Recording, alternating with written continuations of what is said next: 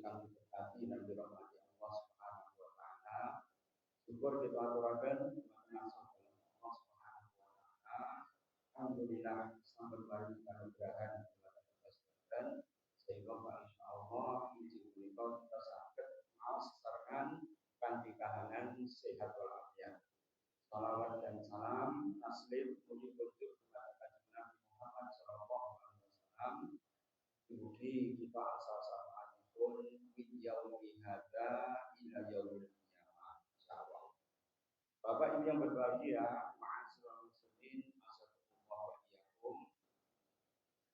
Kita meneruskan materi kita tentang 10 kaidah pensucian diri atau 10 kaidah tasfiyatun nufus. Sabeneripun kita dumawah dumateng nomor sekawan, yaitu menjadikan Rasulullah itu menjadi suri teladan yang sempurna untuk kita contoh dalam hal tasfiyatun nufus atau penyucian jiwa manusia. Karena modelnya itu kalau kemudian kita tidak mempunyai, sulit untuk bisa meniru. Karena itu Kanjeng Nabi itu adalah suri teladan yang sempurna. Laqad kana lakum fi Rasulillahi uswatun hasanah. Sungguh di dalam diri Rasul itu wonten ingkang kawastanan uswatun hasanah, yaitu teladan yang sempurna. Coba jenengan bisa melihat ya, hampir semua organisasi nirlaba maupun dengan laba ketika mereka itu memberikan motivasi kepada umat dan bangsa ini, kira-kira rujukanipun apa nih? Rujukan itu adalah buku motivasi seluruh dunia itu yang mengarang Dale Carnegie. Jadi Dale Carnegie itu tahun 20-an sampai tahun 50-an, beliau itu mengarang buku berkaitan dengan motivasi. Dan ini ditiru oleh semua orang dari jagat timur dan sampai jagat barat, dari tahun 20-an sampai abad milenial seperti ini ternyata bukunya masih digunakan. Bahkan seorang Syekh Salafi, namanya Syekh Abdurrahman As-Sa'di, beliau mempunyai kitab yang berkaitan dengan bekal-bekal hidup. Beliau mengambil contoh motivasi itu dari Dale Carnegie. Bahkan Muhammad Qutb, seorang ulama Mesir yang diusir oleh Jamal Abdul Nasir, kemudian dia pindah ke Saudi, menjadi ulama Saudi. Beliau mempunyai kitab yang berkaitan dengan motivasi, namanya Jadid Hayatak. Jadid itu perbaharulilah, anyarilah, Hayatak. Hayatak itu apa? Kehidupan kamu. Di dalam buku ini hampir 100% motivasi yang beliau tulis itu mengambil dari Dale Carnegie. Apalagi Tung Desem Paringin, atau kemudian Tapak Dewa dari Patria, Ini hampir semuanya mereka itu mengambil dari Dale Carnegie. Sehingga orang timur, orang barat, dari Korea Utara sampai Korea Selatan, Jepun atau Jepang sampai kemudian Australia, hampir semuanya mengambil dari motivasi Dale Carnegie. Tapi tahukah jenengan akhir hayatnya Dale Carnegie itu kenapa? Ternyata dia kemudian akhir hayatnya itu bundir alias bunuh. Cocok Mas. Jadi kalau itu kemudian diajarkan motivasi kepada generasi muda, kira-kira hasilnya nanti bundir apa enggak? Kalau ngomong saja para motivator kan berbusa-busa, kamu harus ini. Hidup itu adalah 1000 kegagalan yang tertunda. Itu kan motivasi dalam rangka kemudian membuat orang itu bersemangat untuk merubah hidupnya. Tapi yang mendorong semangat tadi tidak ada ruhnya, la ruha aslan, tidak ada ruhnya sama sekali. Karena itu ma'asyiral muslimin, berapa banyak kemudian orang itu yang jajal begini, ini biasanya gagal. Tapi orang yang kemudian sukses itu karena apa? Balungannya dari sono gajah. Ya pada. Berhasil kan memang dari dulunya sudah old money. Old money itu orang kaya lama. Kalau orang kaya lama kalau ngomong pasti dia kan sukses usahanya banyak, networkingnya sudah pekat luar biasa. Kalau dia butuh ini itu kemudian tinggal telepon saja. Kemudian dia memberikan motivasi, ya pasti akan didengar orang. Karena apa? Punya harta, ya punya palungguan, derajat, ya keramat, pangkat, semat, semuanya dimiliki. Maka orang seperti tadi itu sudah kaya duluan. Namanya old money. Itu mempunyai uang ya dalam jumlah yang banyak ya sebelumnya. Karena itu ma'asyiral muslimin, kenapa kita menjadikan Rasulullah itu menjadi contoh teladan yang mulia? Karena Rasulullah itu mengajarkan kita supaya husnul khotimah. Bahkan berdoa terus-menerus supaya kita mendapatkan husnul khotimah. Artinya apa? Kalau menurut Dale Carnegie, semuanya diatur oleh materi. Sehingga orang itu menggantungkan semuanya itu hanya kekuatan dirinya sendiri. Jangan kalau antum melihat dunia itu diciptakan dari apa? Kan dari Big Bang kan. Kalau kemudian ya, Big Bang itu apa? Ledakan yang sangat dahsyat sekali. Dengan ledakan itu, kemudian langit itu dibangun oleh Allah. Sehingga kemudian ya akan menuju kepada yang namanya black hole. Black hole itu apa? Lubang hitam. Jadi semua benda di alam semesta ini ketika kemudian Big Bang meledak, itu kemudian mereka itu mengalir pelan-pelan di dalam black hole. Kalau sudah masuk di black hole, maka kemudian akan hilang begitu saja. Artinya apa? Kiamat. Karena itu kenapa di dalam Al-Quran wasama'i wa ma bainaha, dan demi langit yang kami bangun terus-menerus. Wa inna sama'a lamusi'un, sungguh langit itu lamusi'un, akan kami luaskan terus-menerus. Jadi dunia alam semesta itu seperti trompet. Dan kita itu percikan yang sangat kecil. Yang kata Rasulullah, ya dunia antum itu seperti manik-manik ya daripada gelang, kemudian dilemparkan ya di padang pasir, maka manik-manik kecil itu adalah dunia antum semua, kata Kanjeng Nabi. Dan alam semesta itu sebanyak daripada seluruh padang pasir yang ada di sekitar antum semua. Kira-kira ya, jadi cilik nomor kecil masalah muslim. Jadi sudah wajar kalau kita kemudian Allah besar, kita mengakui kebesaran Allah Subhanahu wa Ta'ala. Dan manusia itu loh hidupnya cuma sebentar saja. Kalau dia kemudian terlahir dalam keadaan papa, hina, tidak punya apa-apa, nanti baru kemudian bisa merasakan nikmat, baik nikmat makan, nikmat tidur, atau nikmat cinta, itu setelah kemudian balik. Setelah balik, hanya senang-senang sebentar, setelah itu dia harus memikul tanggung jawab. Laki-laki itu full amanah tanggung jawab. Bahkan matinya pun itu harus diwariskan kepada ahli warisnya. Ya benar. Kalau ibu-ibu memang dapat warisan itu separuh, tapi semuanya itu untuk ibu-ibu. Nanti ini dibagi ya terserah aku, nanti ini kemudian ya dipek dewe dintek nih orang apa-apa. Itu kalau wanita. Tapi laki-laki begitu mati, ya maka semua hartanya itu akan diwariskan semua. Karena itu laki-laki itu full tanggung jawab, juga full disalahkan.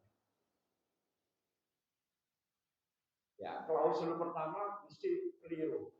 Klausul kedua, ya, kemudian kalau meskipun dia benar harus merujuk kepada klausul yang pertama. Ya, jadi ma'asyiral muslimin, ya itulah ya dunia ini. Nah, isinya ya cuma ya berkaitan dengan tutur-tutuan toh, ya. Tutur-tutuan toh saling menyalahkan.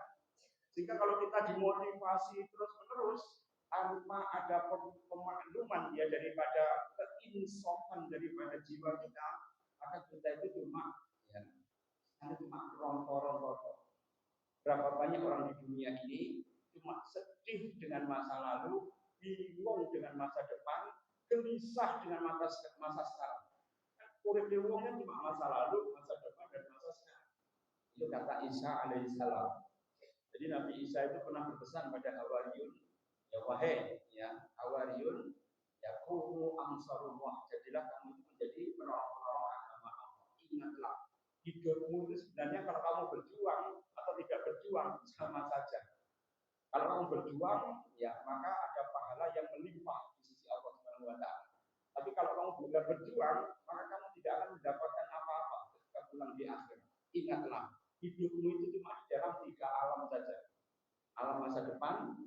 masa lalu dan masa sekarang.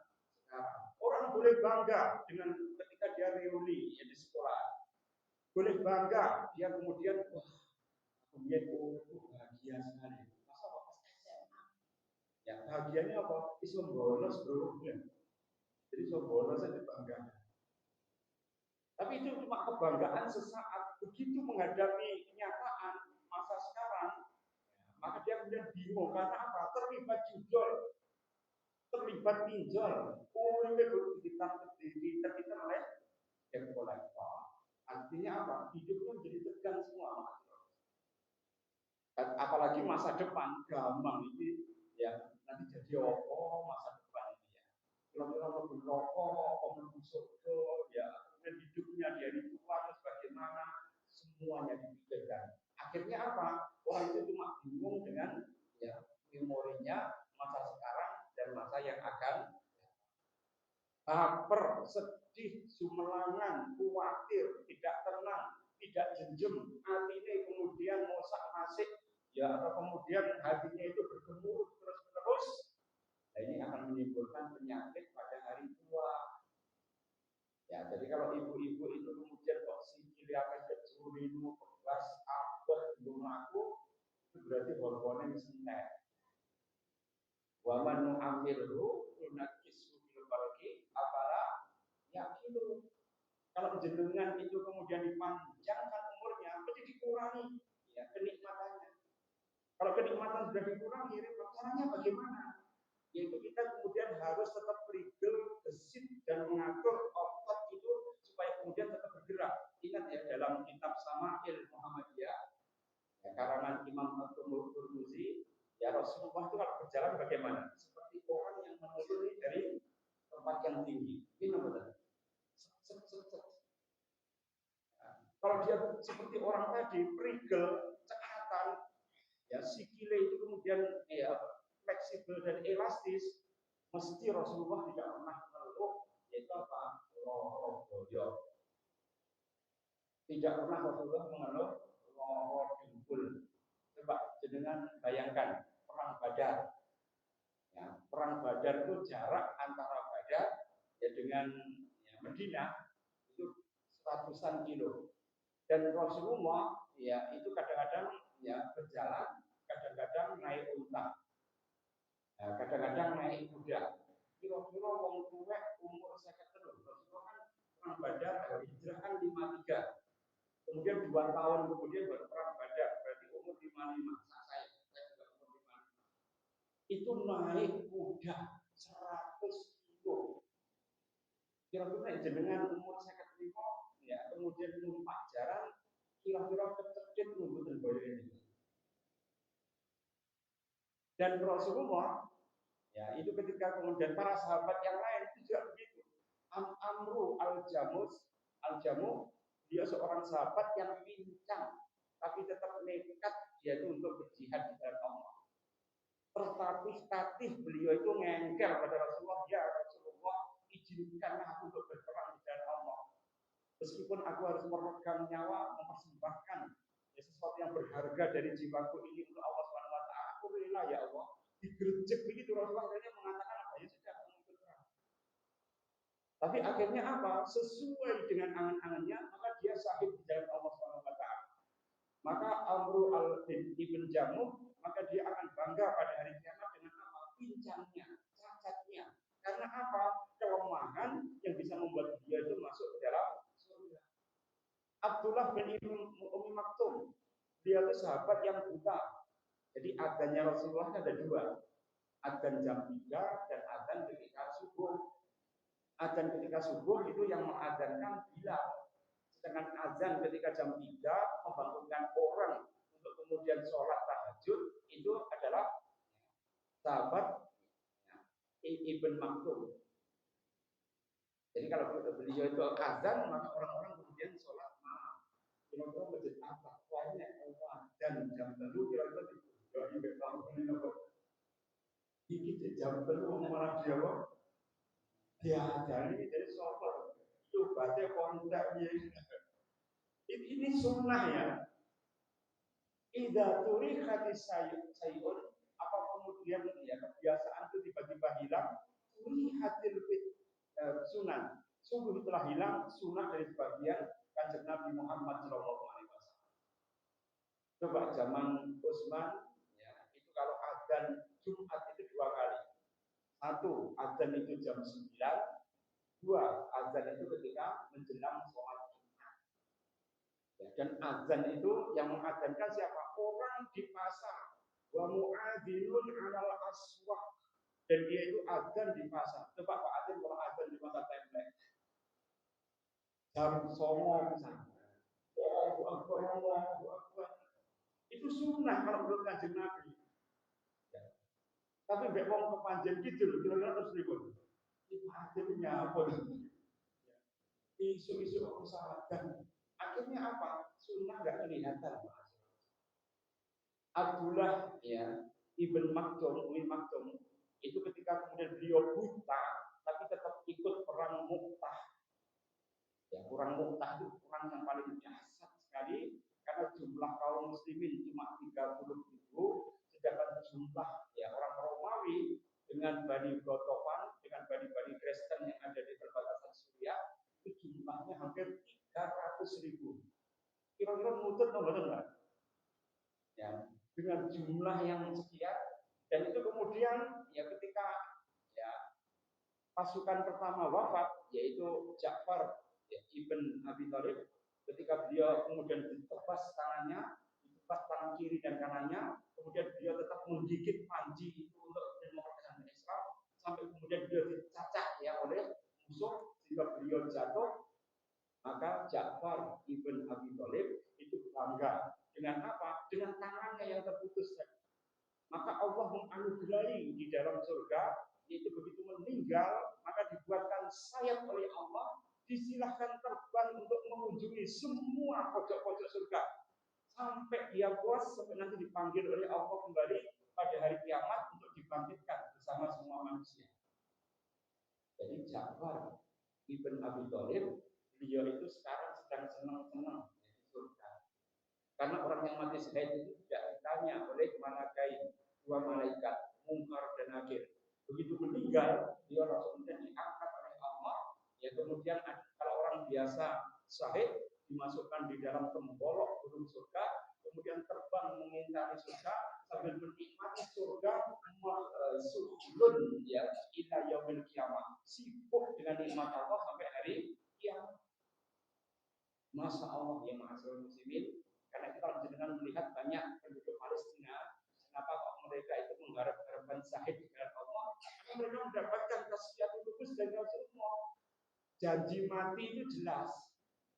Coba kalau orang Cina itu meninggal, itu kan ada upacara yang namanya upacara pengantaran jenazah untuk menuju kepada Gong. Gong itu adalah kuburan. Ketika mereka berangkat supaya ada yang menangisi, maka kemudian di Semarang dulu di Pecinan itu menyewa tukang tangis. Wongis dari 30 sampai 50 itu disewa ya keluarganya. Setelah itu kemudian apa? Nangis bareng. Mulane nek wong Jawa, kowe itu nangis tangisan Cina. Ya. Itu kan apa? Nangis sewaan.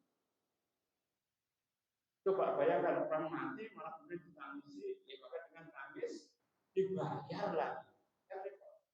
Bahkan ketika mereka budal nih, itu kemudian apa? Ya, disamoni dengan semangka.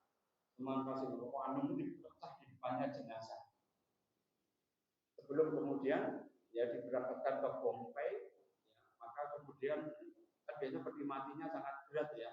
Di depannya dipecahkan semangka. Karena apa? Dulu ada yang namanya sintong. Sin itu sakti, tong itu adalah anak. Jadi sintong itu anak sakti.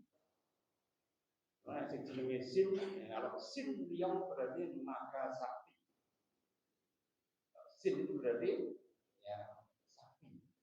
Ada sintong, yaitu seorang anak sakti yang kemudian masuk menemui Giam Loong. Giam Loong itu dewa kematian. Maka dia melihat di sana itu ternyata banyak para arwah yang merasa kehausan, ya, dan kebetulan di dalam kampluknya, tasnya itu ada semangka. Karena itu kemudian dia memberikan semangka itu kepada para arwah tadi, dan arwah itu senang. cerita ini dijadikan tasyakuh khusus untuk orang Cina, orang yang mati itu harus dibekali dengan semangka. Jika kalau berangkat itu teknis semangka supaya apa? Iso nyogok diam mohon.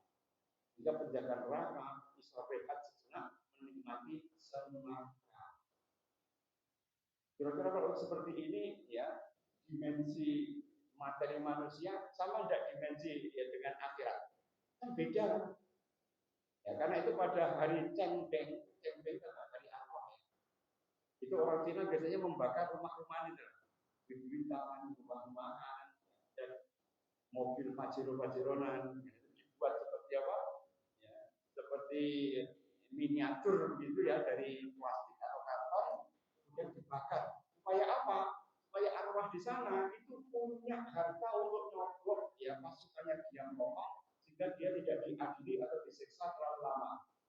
Dan pada hari Cengbeng itu biasanya mereka datang di Bombay untuk memberikan sesajian dalam rangka apa?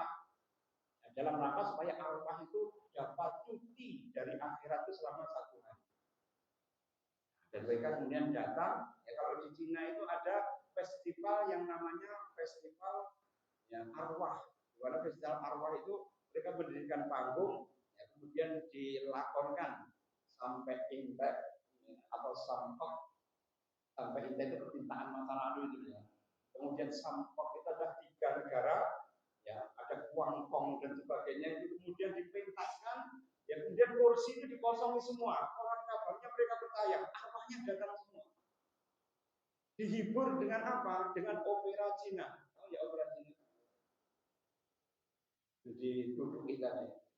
Arwahnya dihibur. Nah, kira-kira jangan percaya enggak kalau arwah itu bisa menang?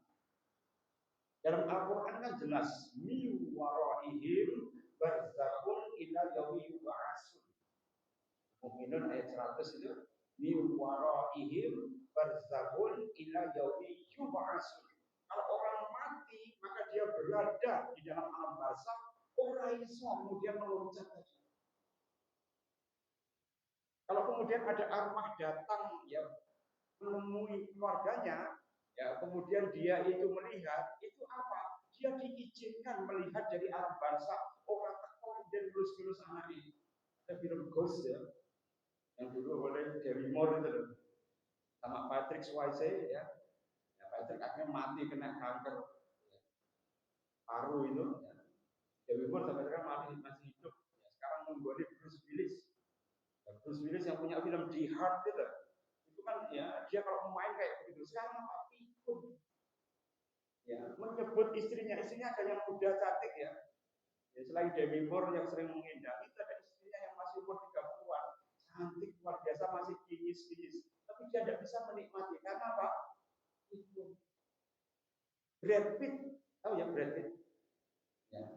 Brad Pitt itu ya Angelina Jolie ya sampai sekarang harus operasi payudara dipotong satu, dia kan masih cantik pakai ya payudara buatan. Suaminya Brad Pitt sekarang apa? Menderita demensia, itu juga persis seperti Bruce Willis. Terus enaknya piye umur sekitar ya 658-an ya sudah itu. Jenengan si umur 70, 80 mantep enak.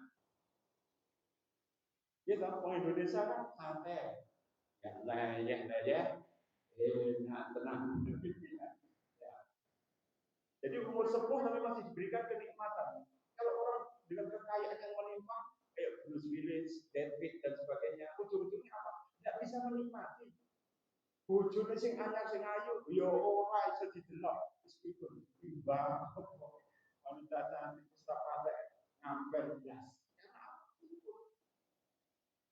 Jangan dikira mereka punya istri cantik, kekayaan yang melimpah, rekening yang bengkak ya pada seluruh bank-banknya, itu membuat mereka bahagia. Yang bahagia siapa? Muhammad di California. Begitu kemudian mereka kena bencana, sing datang siapa? Kaum muslimin. Kaum muslimin datang membawa rantang, membawa rendang, membawa macam-macam. Diberikan pada mereka, senyum mereka. Sehingga akhirnya mereka jadi Islam itu terbuat dari apa hatinya.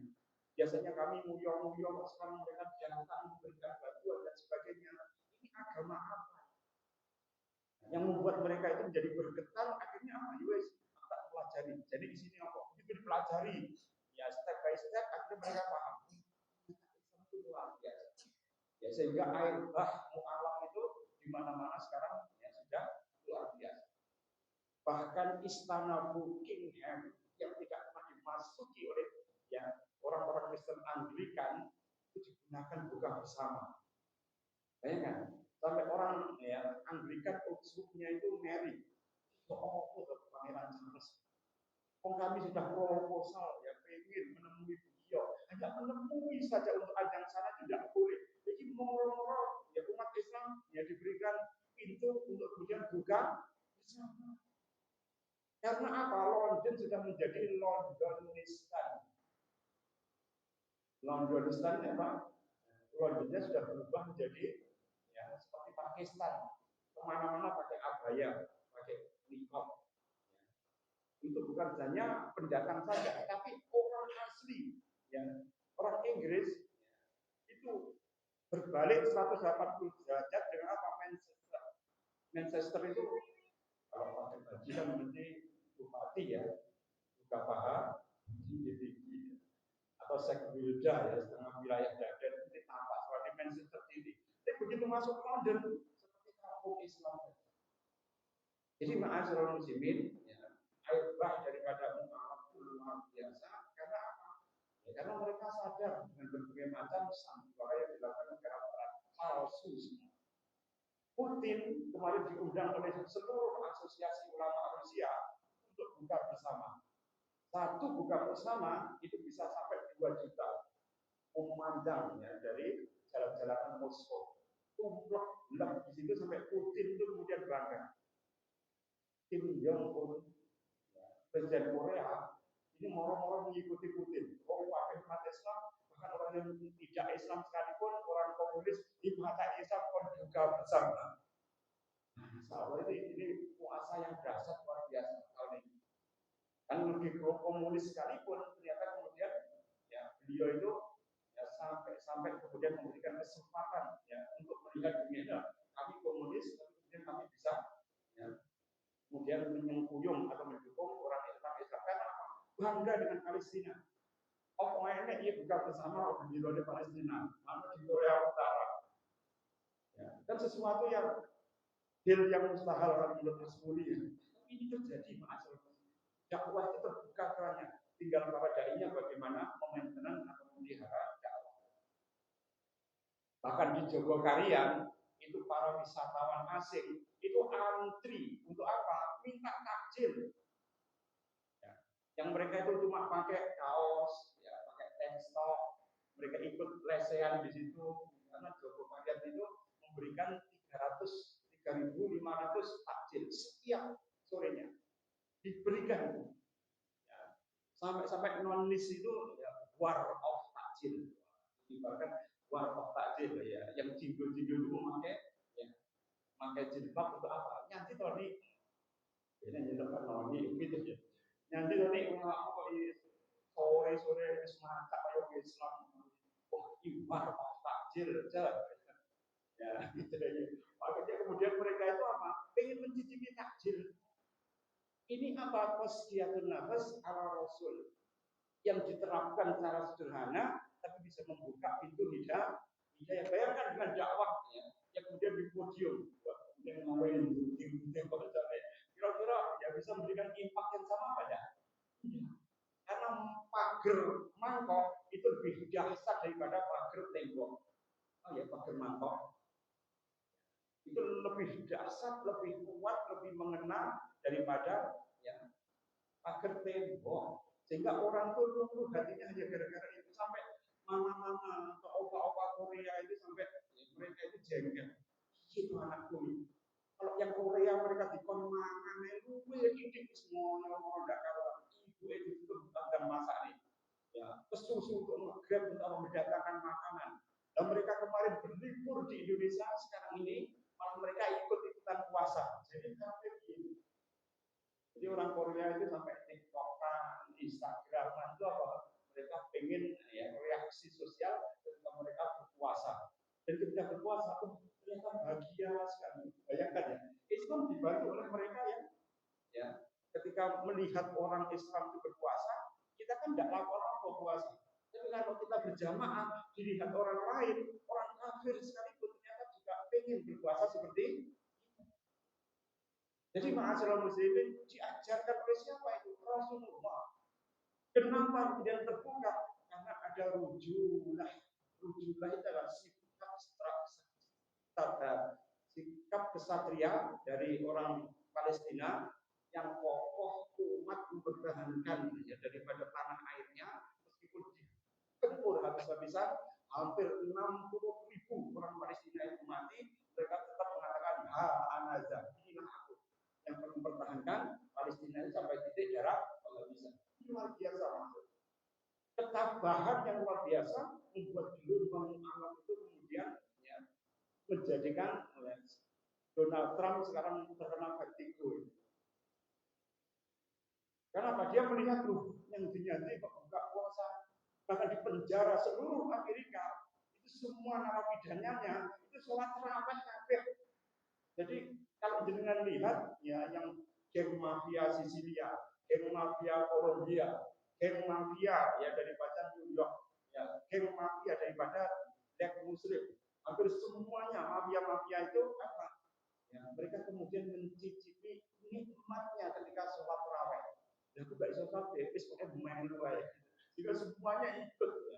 Sehingga akhirnya apa? Menjadi pondok pesantren kita selama bulan Ramadan. Di mana itu? Di penjara-penjara Amerika, di penjara-penjara British. Ya, British itu Inggris. Itu hampir semuanya Islam itu kemudian mendengungkan tilawah yang luar biasa. Jadi ma'asyiral muslimin, kita kadang-kadang juga sedih ya melihat penderitaan saudara-saudara kita di Syria, di Sudan atau di Palestina yang harus mereka itu berjuang di garda depan, tapi impak daripada jiwa kesatria mereka membuat kaum muslimin itu kemudian berbondong-bondong ijazah ada semua iwal sungguh akan datang manusia itu kalau sudah terbuka pintu fatah, yaitu pintu kemenangan. Mungkin yang tidak diamalkan oleh orang ya. Barang siapa yang Ramadan hari pertama, maka dalam surat malamnya kalau dia baca inna fatahna laka fathan mubina, yaitu ada surah Al-Fatah sampai selesai, maka dihindarkan bala kawan itu ya dengan ya, penjagaan yang penuh dari malaikat. Ini lupa saya kemudian saya baru menemukan hadisnya itu kemarin. Bayangkan kalau kita membaca surat Al-Fatah inna fatahna laka fathan mubina ketika ya pada Ramadan hari pertama malamnya malam minggu ya ini. Malam minggu itu kalau kita baca kita akan mendapatkan perlindungan Allah itu sampai tahun depan. Lalu dengan eleng-eleng ya nanti kalau puasa tahun depan kita masih bisa ikut ya Allah. Mudah-mudahan tetap menjadi kafilah ya Ramadan ya pada tahun depan. Maka dengan ingat-ingat kalau kemudian pada hari pertama bulan Ramadan malam harinya dengan membaca surah Inna fatahna laka fatham mubina. Ya Allah ma taqaddama min dzambika wa ma ta'akhkhara wa yutimma ni'matahu 'alaika wa yahdiyaka ila siratal mustaqim. Biasa.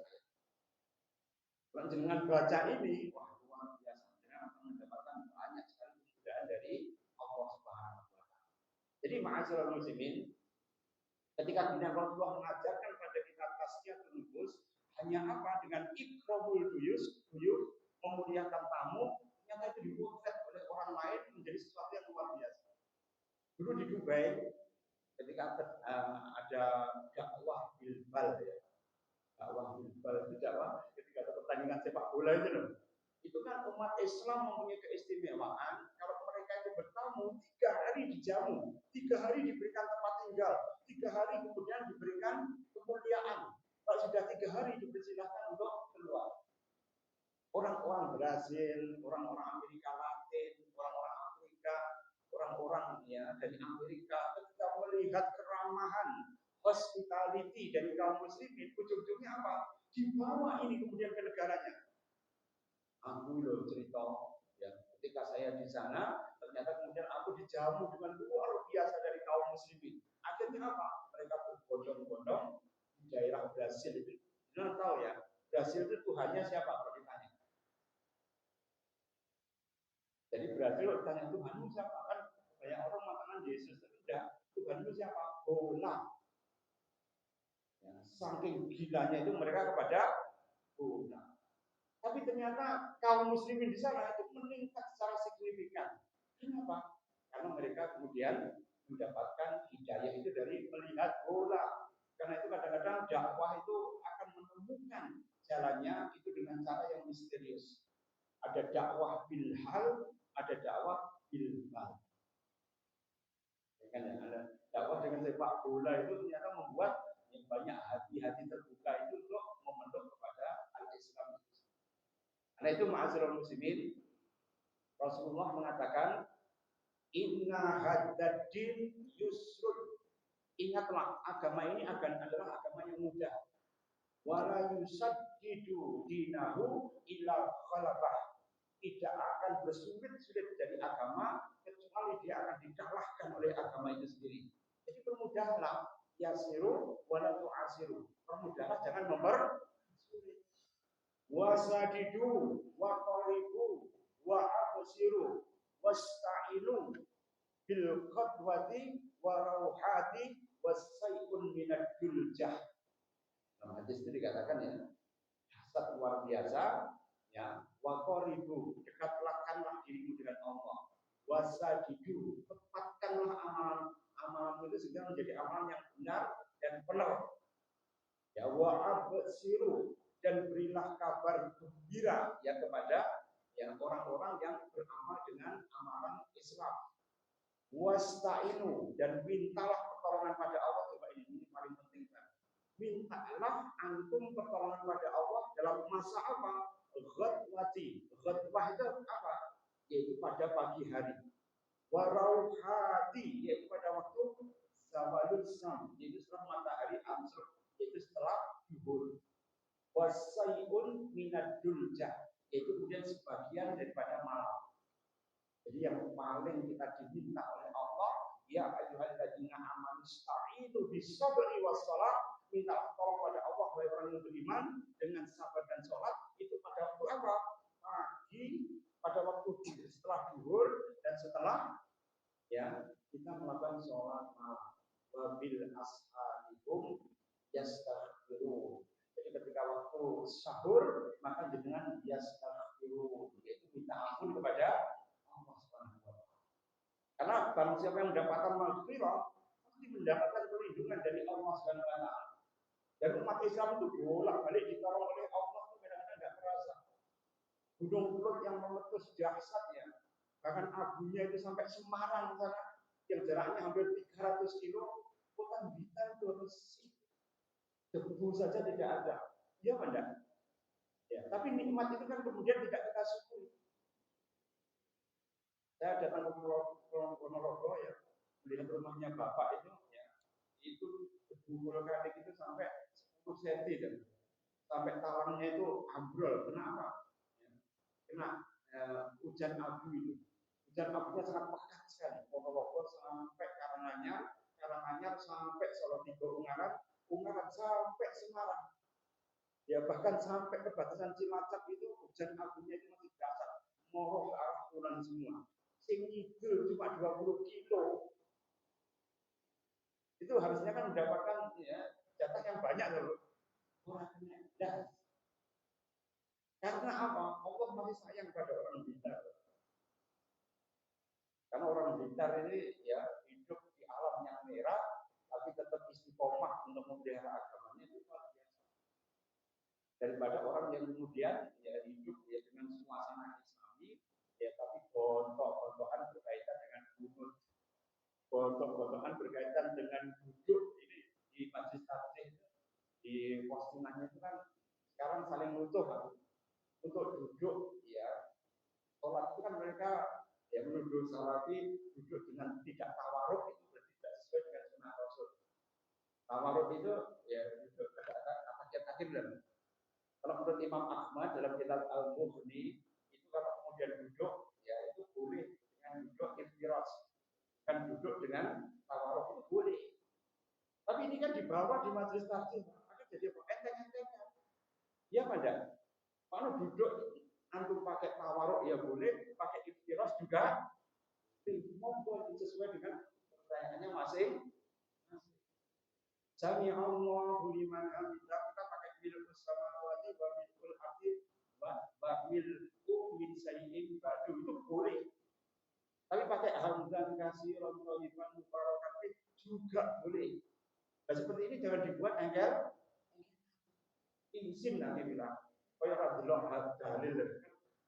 Ya kan itu di NU kan jelas ya, di ADART NU itu ya Hadratul Syekh Hasyim Asy'ari ya, beliau mengatakan bahwa mazhab yang harus diikuti itu mazhab Hanafi, Maliki, Hambali dan Syafi'i. Jadi 4 mazhab.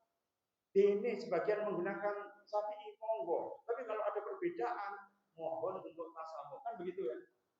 Karena apa? Hadratul Syekh Hasyim Asy'ari itu kemudian diberikan batasan monggo yang menggunakan Maliki. Karena kalau mereka menggunakan Syafi'i itu kalau haji itu juga repot.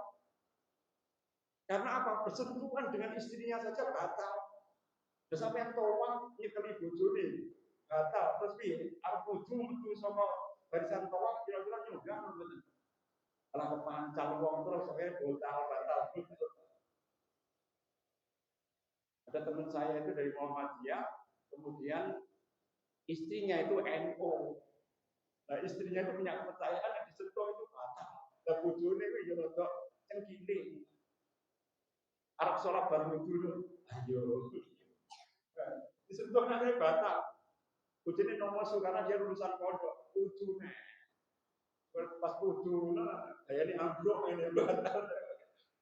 Akhirnya jarak-jarakan tok ngomong. Nek wis tuwek ora ada kerjaan, jarak-jarakan be bojone tok ae. Seperti ini kan jadi repot karena itu KBIH itu menggunakan apa? Intikal mazhab, pindah mazhab. Bayangkan zaman Rasul itu kan intikal mazhab ya apalagi ya, zaman Saifuddin Suri Menteri Agama era 50-an dari NU. Itu kan kita tidak boleh pindah mazhab, harus gini. Kalau kita memahami mazhab dengan benar, bahwa mazhab itu kan metodologi dalam cara apa? Mendekati fikih supaya lebih fleksibel, supaya lebih murunah.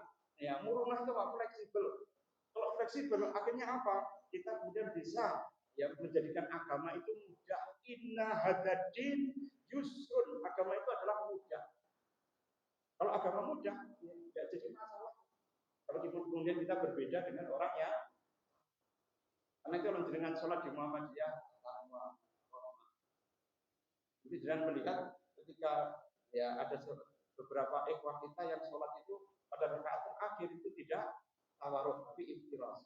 Itu hanya berlaku untuk sholat 2 rakaat saja, baik sunnah maupun wajib. Tidak ada masalah karena apa? Ada dalil. Kalau dibawa ya ke ranah perdebatan, cek podo ora mocone, kira-kira debat kusir orang mari-mari mana. Karena itu ma'asyiral muslimin, ya inilah yang kemudian atau tentang niat Sulam Taufik bukunya di pondok pesantren itu jelas sekali dalam bukunya itu kalau kemudian kalau dengan niat itu ya makanul niat ya fil qalbi, tempatnya niat di dalam hati orang itu. Tapi kenapa kalau kemudian ada yang sholli dan sebagainya itu kalau menurut Imam Nawawi supaya apa? Kita lebih kuat dengan cara apa? Dikuatkan dengan menggunakan lisan. Alasannya begitu. Tapi karena ada alasannya dan dari ulama yang kemudian sudah diakui keilmuannya, ini adalah bentuk daripada perbedaan yang harus kemudian dihormati satu dengan yang engkel-engkelan ya repot. Pak Idrus Romli ketika ditanya, terus kalau di Anatul Talibin buku NU berkaitan dengan ibadah dari Tafsir Satiyah itu dikatakan ini kan tahdil bid'ah. Kok orang NU mengatakan apa jawaban beliau? Ya itu kan berkaitan dengan kitab itu pendapatnya ulamanya. Sedangkan kami kalau tidak tahlilan jadi berdoi masa. Jawabannya kan tidak pas sebenarnya. Itu jelas tadi dengan kitab di Anatul Talibin kitabnya di NU sendiri. Tapi karena ini merupakan sudah kebiasaan adat, ya kita harus punya saling menghormati. Pasti salahnya benar hanya berdoa saja. Mohon kalau dengan tidak mau Jadi ini adalah salah satu cara kita berada. Ya, wakada dikaja'alna hukumatan wasata. Itu tahu ya, di Gontor itu di demo. Gara-gara Pak Supron yang makmur itu kemudian ya dengan MA atau gitu ya, itu kemudian demo. Jadi mau Gontor kan kemana? Dia kok itu sampai kemudian terjadi pemberontakan daripada santri di Gontor. Ya, tahun sekitar ya 60-an mereka kemudian demo sampai belah ya bermusim Pak Lurah itu masih Trimurti ini ya, Mbak Zakaria, Mbak Nani dan sebagainya itu kan punya kakak ya. Menjadi lurah di Melarak itu sampai kemudian mereka memberontak karena mereka itu kemudian tidak bisa makan di dapurnya Gontor. Akhirnya apa? Mereka punya belah ya kambingnya Mbah Lurah sampai kemudian ya Pak Zakaria itu kemudian mengumumkan ya sudah seorang guru senior itu yang memberontak bukan muridnya Pak, termasuk gurunya. Bayangkan zaman dulu itu seperti itu. Itu hanya pengen kita dibawa kemana? Di NU atau di Muhammad? Akhirnya apa? Dia mengatakan Trimurti itu berdiri Gontor. Gontor tidak dibawa kemana-mana, dibawa kepada Islam. Dan kemudian semuanya diliburkan. Ya dari hampir 600 santri yang dipanggil cuma 30-an. Mereka semua kemudian ya, dikeluarkan dari Gontor dengan cara dipulangkan setelah tidak dipanggil. Ya, jadi mahasiswa muslimin Gontor sebesar itu sekarang satunya saja sampai 3.000 ya per angkatan. Ini ternyata kemudian harus mengalami ya, turbulensi yang luar biasa. Hanya apa? Ya, hanya kemudian karena mereka perbedaan pendapat. Tapi kalau ditengahi kan, ya wes, saya muka NU tidak mau dia, tapi ya sesuai dengan Nanti kalau kamu di alam barzah ditakoni apa enggak? Man mu'asasaka.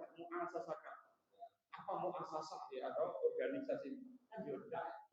Kamu punya kartamu apa enggak? Kamu punya kartu al-irsad, punya kartu syarikat Islam kan ditanya. Man dinuk apa agamamu? Marrobuk apa ya Tuhanmu? Man hadhir rajul ya siapa rajul yang memberikan risalah kepada kamu sehingga kamu ikut. Tiga itu saja.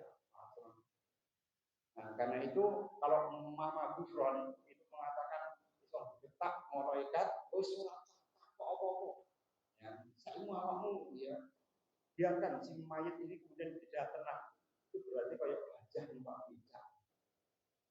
Mama Gufron kan bisa meropong alam kubur.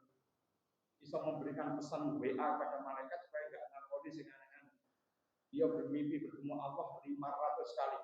Bertemu dengan Rasul 250 kali. Bisa bercakap-cakap dengan malaikat Jibril. Malaikat pas lewat itu disampaikan, malaikat Jibril nyampo bulan yang gede. Kalau mau ya. Seperti ini seperti apa? Gajah numpak becak, kita apa namanya? Kita goroi, Pak. Nah, seperti ini ada banyak kelompok Islam yang ngoyo-ngoyo dan kalah. Sehingga akhirnya apa? Menimbulkan pecah belah. Kembalinya kepada siapa? Setiap menembus ala Rasulullah yang juga itu didakwah dengan lemah lembut sehingga insya Allah orang yang berislam ini akan hatinya menjadi tenang dan kemudian mereka itu berislam dengan itminan yaitu dengan hati yang ya damai, tulus, ikhlas dan sebagainya. Bangsa Allah ini akan membuat Islam akan menjadi mendapatkan izul Islam wal Allah demikian asal muslimin kita sudah nyampe kepada yang keempat kaidah yang keempat yaitu tentang tasbihul nufus yang menjadi model kita itu adalah Kanjeng Nabi Muhammad Shallallahu Alaihi Wasallam. Insyaallah minggu depan kita membahas yang kelima yaitu tahliyah wa tahliyah yaitu bagaimana metode daripada tasbihul nufus itu adalah tahliyah. Tahliyah itu apa? Membebaskan seluruh anasir yang jelek. Kemudian tahliyah itu menghiasi dengan apapun kali. Kalau sudah ya suruh ya qulu qawlan ada wastaghfirullahaladzim wa lakum wa lisa'il muslimina min kulli dhanbin fastaghfiru innahu huwal ghafurur rahim ihdinas siratal mustaqim wallahu